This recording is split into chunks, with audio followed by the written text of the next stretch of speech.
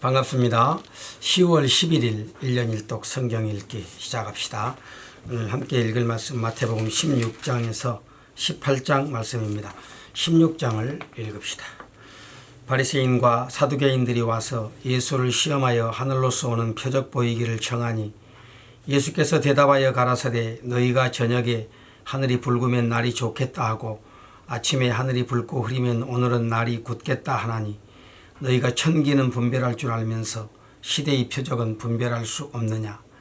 악하고 음란한 세대가 표적을 구하나 요나의 표적밖에는 보여줄 표적이 없느니라 하시고 저희를 떠나가시다.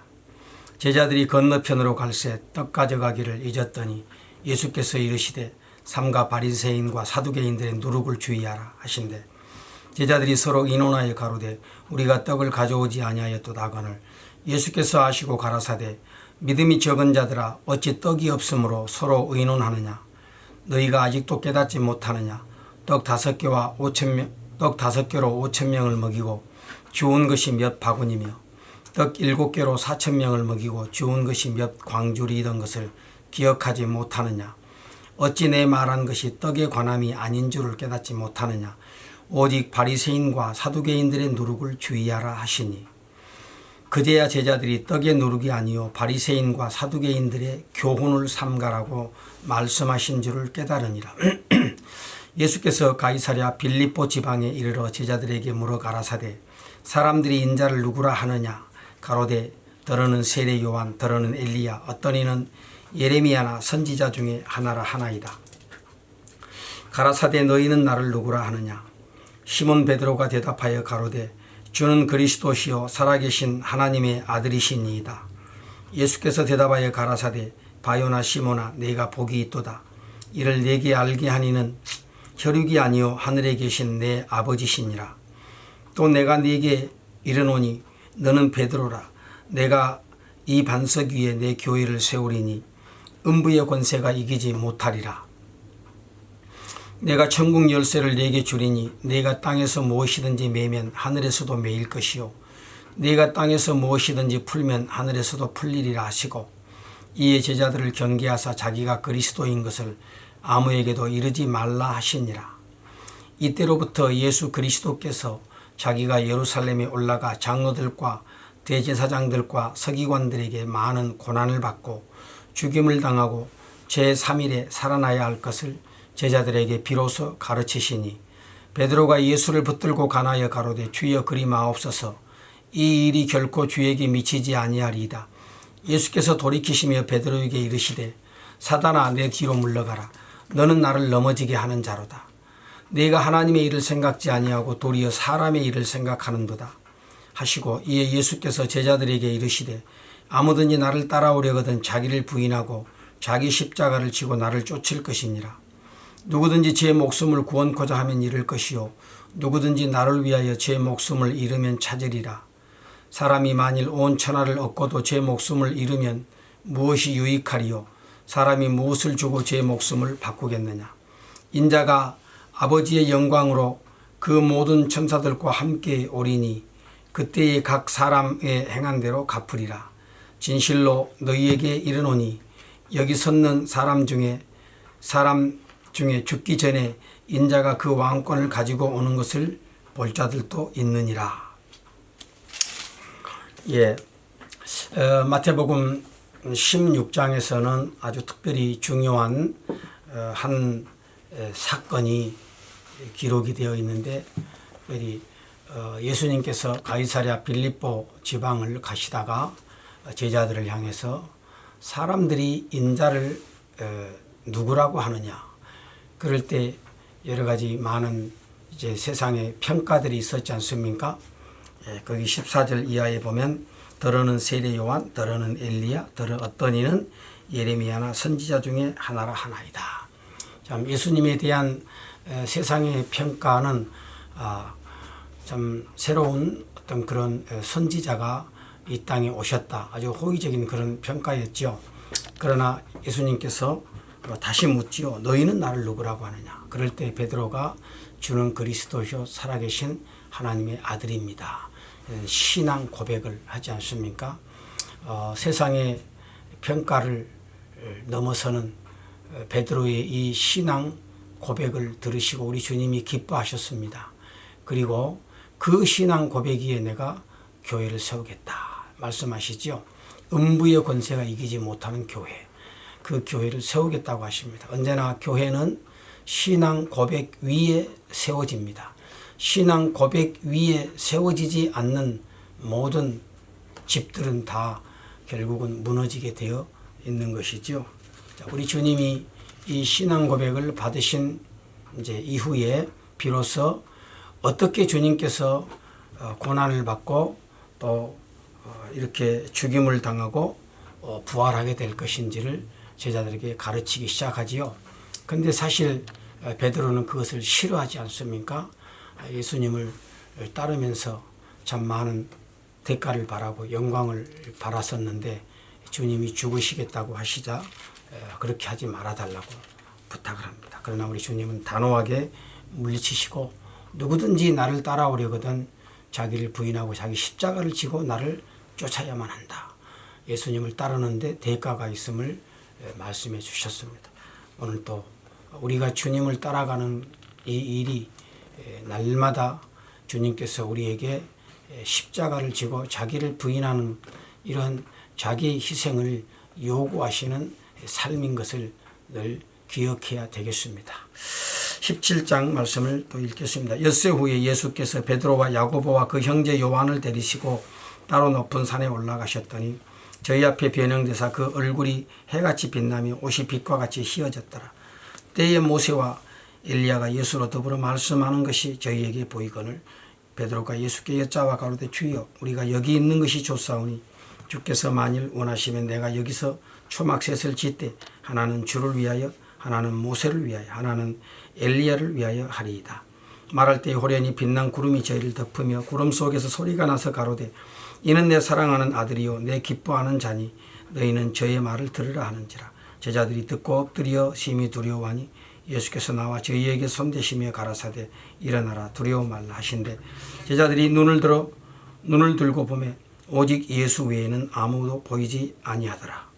저희가 산에서 내려올 때에 예수께서 명하여 가라사대 인자가 죽은 자 가운데서 살아나기 전에는 본 것을 아무에게도 이르지 말라 하시니 제자들이 묻자와 가로되 그러면 어찌하여 서기관들이 엘리야가 먼저 와야 하리라 하나이까.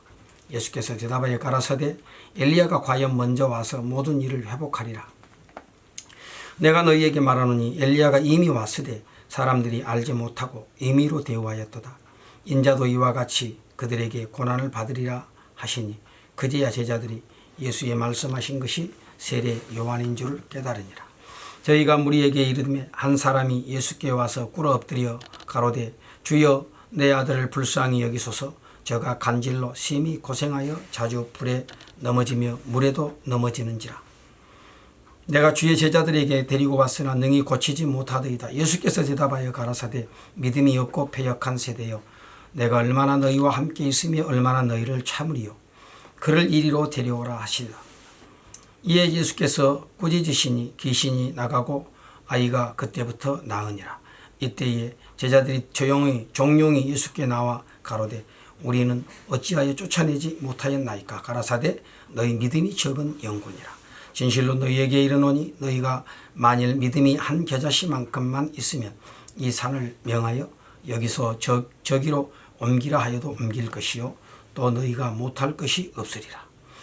갈릴리에 모일 때에 예수께서 제자들에게 이르시되 인자가 장차 사람들의 손에 넘기워 죽임을 당하고 제3일에 살아나리라 하시니 제자들이 심히 근심하더라.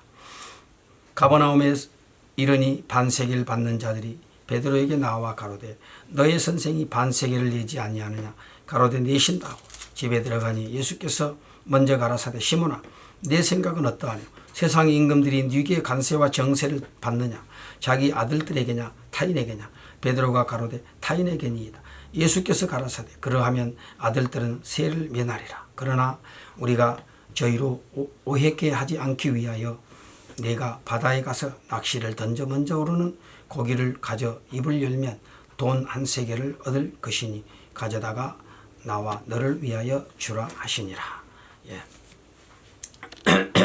예수님의 변화산 에서의 그 변형된 사건과 또 이어서 이제 한 사람이 그 자기 자녀가 이렇게 간질병이 걸려서 고생을 하는데 참 불에도 넘어지고 물에도 넘어지고 참 이런 고생을 많이 하는데 그 자식을 좀 고쳐 주십사 하고 제자들에게 데리고 간 제자들은 그들을 못 고쳤지요.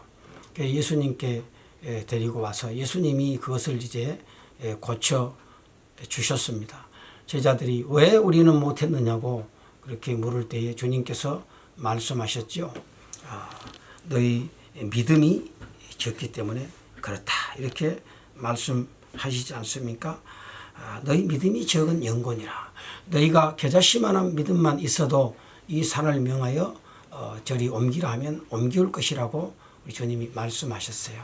그래서 오늘 제자들에게 우리 주님께서 이 겨자씨만한 믿음, 비록 작은 것이지만 그 안에 생명이 있는 믿음, 그 믿음을 요구하신 것이죠. 그 믿음을 갖기를 원하셨습니다.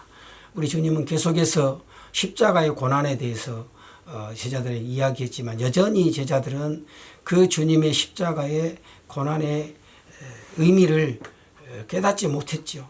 자기 생각에 사로잡혀 있었기 때문에 정말 우리 주님의 마음을 제대로 이해하지 못했던 것입니다. 오늘 우리가 참 믿음, 주님을 온전히 신뢰하는 이 믿음을 가질 때에 우리 하나님 앞에서 생명을 낳는 그런 역사 또 회복하게 되어지는 그런 은혜들을 누릴 수 있게 되어질 줄로 압니다. 우리 주님 십자가 지시고 또 고난 당하시고 죽으시고 사흘 만에 부활하셔서 오늘 우리에게 생명의 주님이 되어주셨는데 우리가 그 주님을 믿고 또 주님이 주시는 그 믿음 가운데서 오늘 우리의 삶에 하나님 앞에 이 믿음의 역사를 이루어내는 그런 삶이 있어야 되겠습니다. 18장 말씀을 읽읍시다. 그때 제자들이 예수께 나와 가로되 천국에서는 누가 크니까 예수께서 한 어린아이를 불러 저희 가운데 세우시고 가라사대 진실로 너희에게 이르노니 너희가 돌이켜 어린아이들과 같이 되지 아니하면 결단코 천국에 들어가지 못하리라. 그러므로 누구든지 이 어린아이와 같이 자기를 낮춘 그이가 천국에서 큰 자니라. 또 누구든지 내 이름으로 이런 어린아이 하나를 영접하면 곧 나를 영접함이니 누구든지 나를 믿는 소자 중 하나를 실족케 하면 차라리 연장의 돌을 그 목에 달리우고 깊은 바다에 빠뜨리우는 것이 나으니라. 실족케 하는 일이 있음을 인하여 세상에 화가 있도다. 실족케 하는 일이 없을 수는 없으나 실족케 하는 그 사람에게는 화가 있도다. 만일 네 손이나 내 발이 너를 범죄케 하거든 찍어 내버리라. 불구자나 절뚝발이로 영생에 들어가는 것이 두 손과 두 발을 가지고 영원한 불에 던지우는 것보다 나으니라. 만일 내 눈이 너를 범죄케 하거든 빼어내버리라. 한 눈으로 영생에 들어가는 것이 두 눈을 가지고 지옥불에 던지우는 것보다 나으니라. 삼가 이 소자 중 하나도 업신여기지 말라. 너희에게 말하노니 저희 천사들이 하늘에 계신 내 아버지의 얼굴을 항상 배웁느니라. 너희 생각에는 어떠하겠느냐. 만일 어떤 사람이 양 100마리가 있는데 그 중에 하나가 길 잃었으면 그 99마리를 산에 두고 가서 길 잃은 양을 찾지 않겠느냐. 진실로 너희에게 이르노니 만일 찾으면 길을 잃지 아니한 99마리보다 이것을 더 기뻐하리라.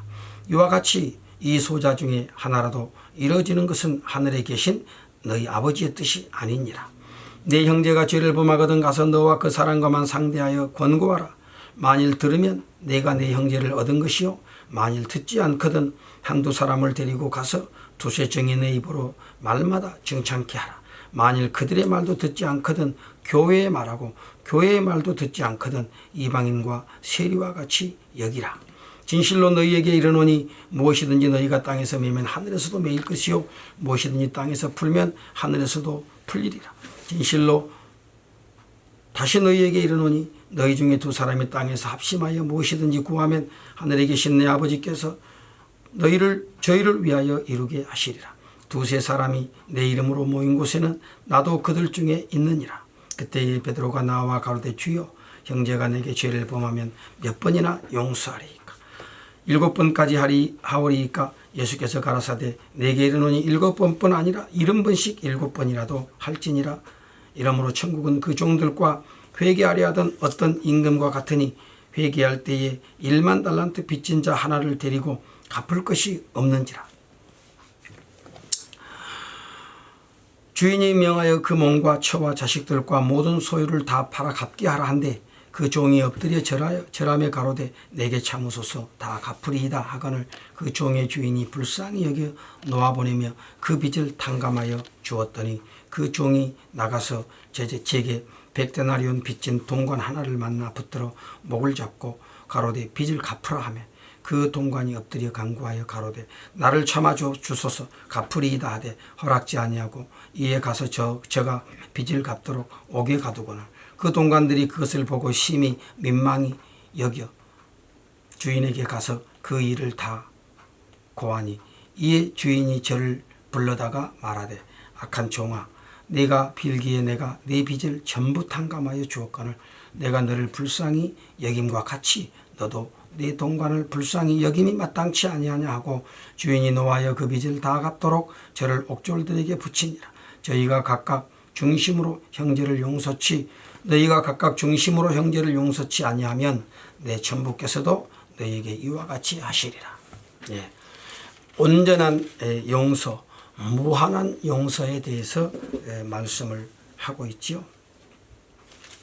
그래서 오늘 특별히 여기 형제가 죄를 범할 때 우리 15절 이하에 보면은요 그런 말씀이 있지 않습니까?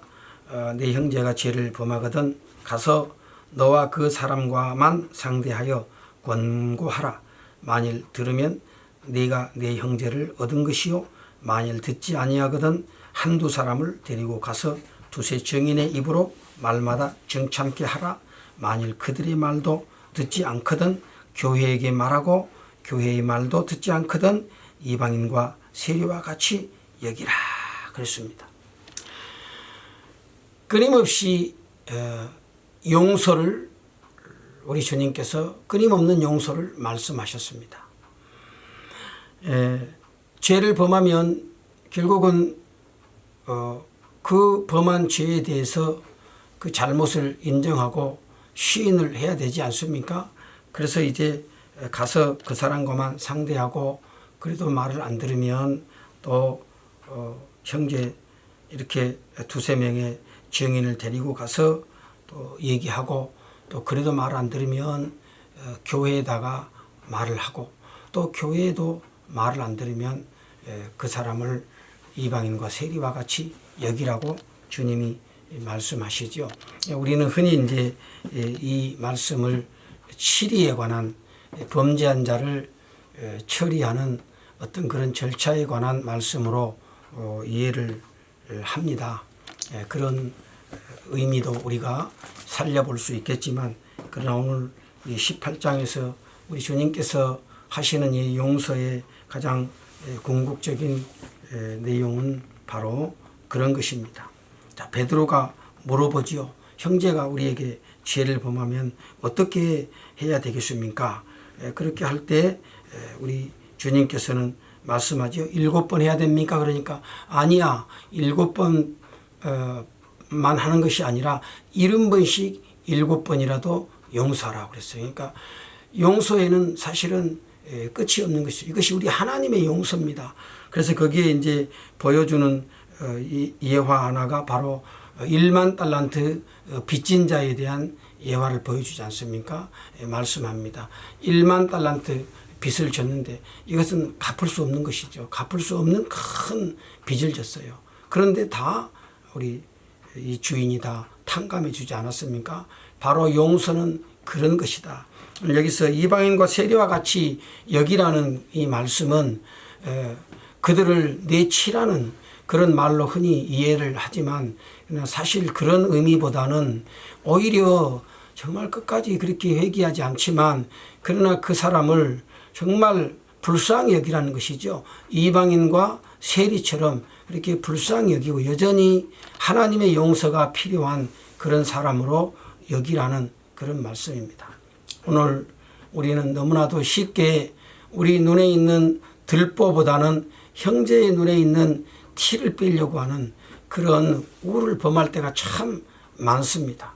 끊임없이 우리가 주님의 마음을 배워야 되겠습니다. 이 용서의 마음을 배우고 정말 나는 1만 달란트 빚진 자인데 나는 1만 달란트의 빚을 우리 주님에게 탕감받았는데 오늘 형제는 100데나리온의 빚을 진 거예요.